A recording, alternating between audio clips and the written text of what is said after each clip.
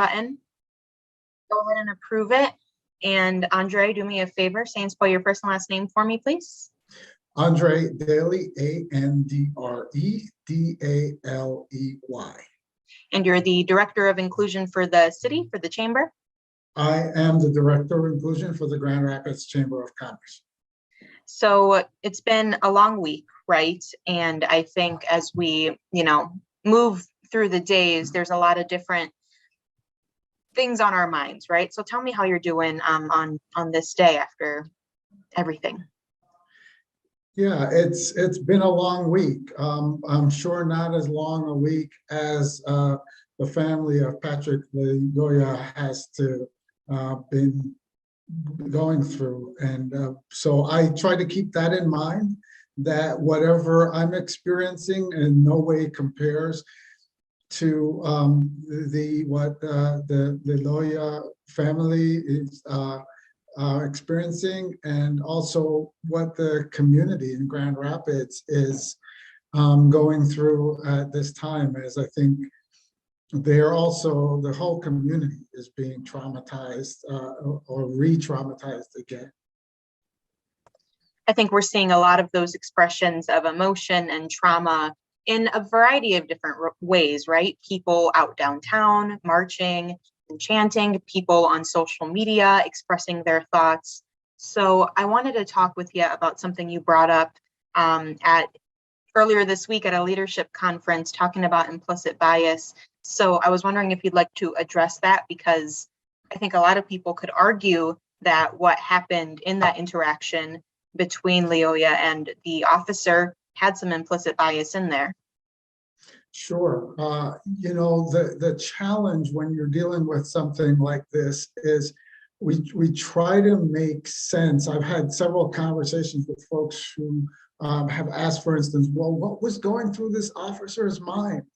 And the thing that I shared in our Emerging Leaders conference this week was that it's not going through your mind. It's unconscious bias is something that is the accumulation of several different factors that create mental shortcuts that influence our behaviors in a way that oftentimes lead to very negative outcomes. And in this case, it was not just a negative outcome, but a tragic outcome if unconscious bias was indeed at play. And so when we think about unconscious bias, what I shared with that group was that our past experiences, the patterns, the cultural patterns that we're used to, and the perspectives that we bring to encounters with people who are different, oftentimes are the fuel for this behavior that can trigger our unconscious biases and then result in behaviors that sometimes are racialized. And what that does is that it has an impact on the people who are on the receiving end of this bias. And I shared a couple of my stories of experiences where I was assumed to be, because I think because of this unconscious bias, to be in a situation where I was doing something criminal without any evidence of that. And the result of that is those multiple experiences that I've had caused me to tense up. Every time I see a law enforcement vehicle, it doesn't matter whether it's moving or stationary. It doesn't matter if it's behind me or in front of me.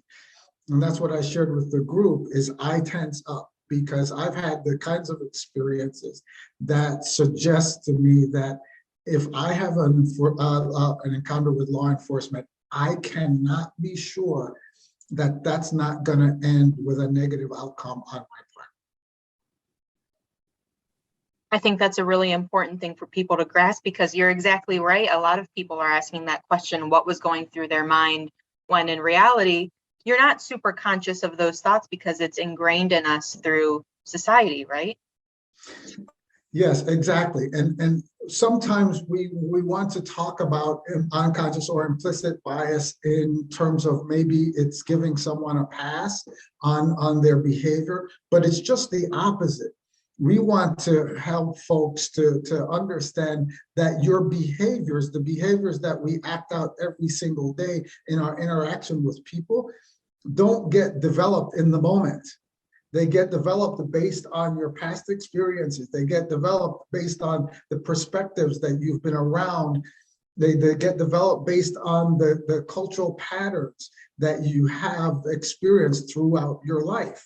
And one of the things that is difficult is that when you have those experiences and perspectives, and then you try to deny that they are functional in your understanding and in your life, that actually becomes a trigger.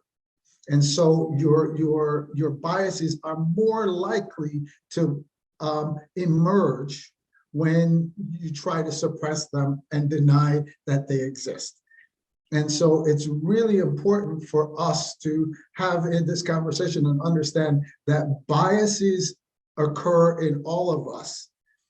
What we do with them is the problem. And what we see here is that if there was a biased situation in this in this encounter, we don't know whether that was the case or not.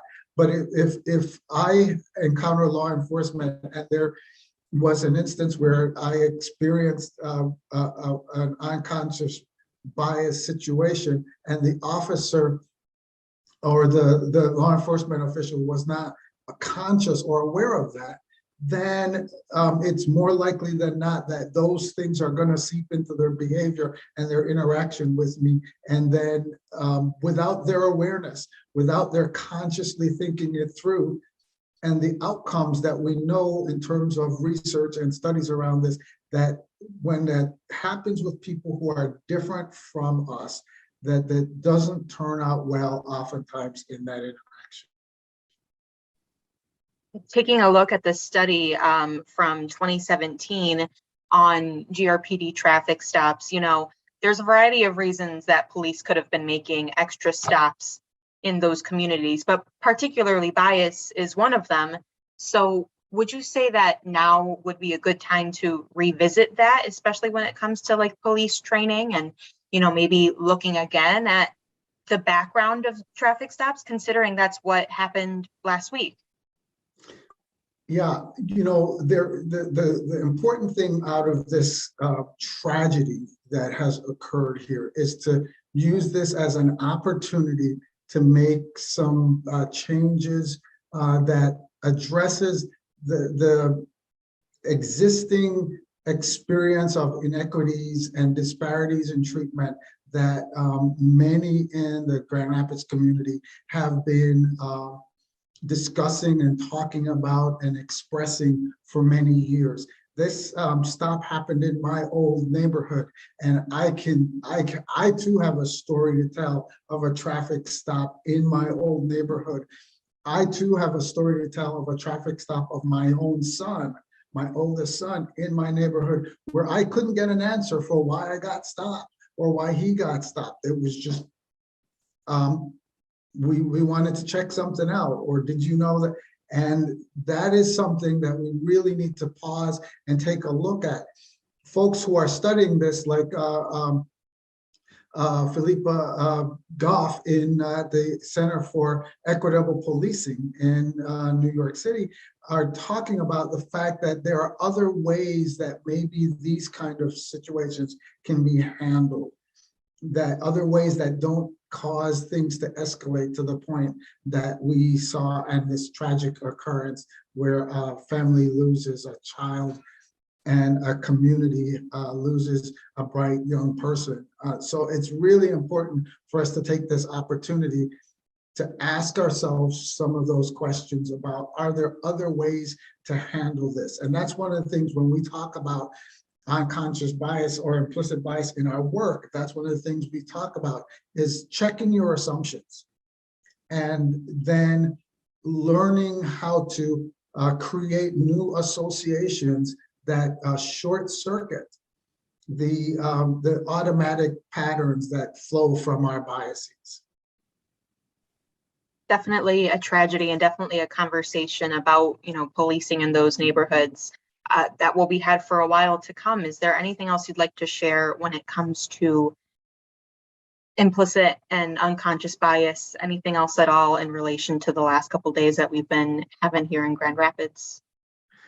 I think it's important to understand that as a community, it's on all of us to ask ourselves to step back and ask what's my role in this? What role can I play to move forward so that we don't have this kind of tragedy again? And for some of us, that might mean just being aware for the first time that we might carry some biases with us that cause us to move into the kind of racialized behavior that creates harm for other people.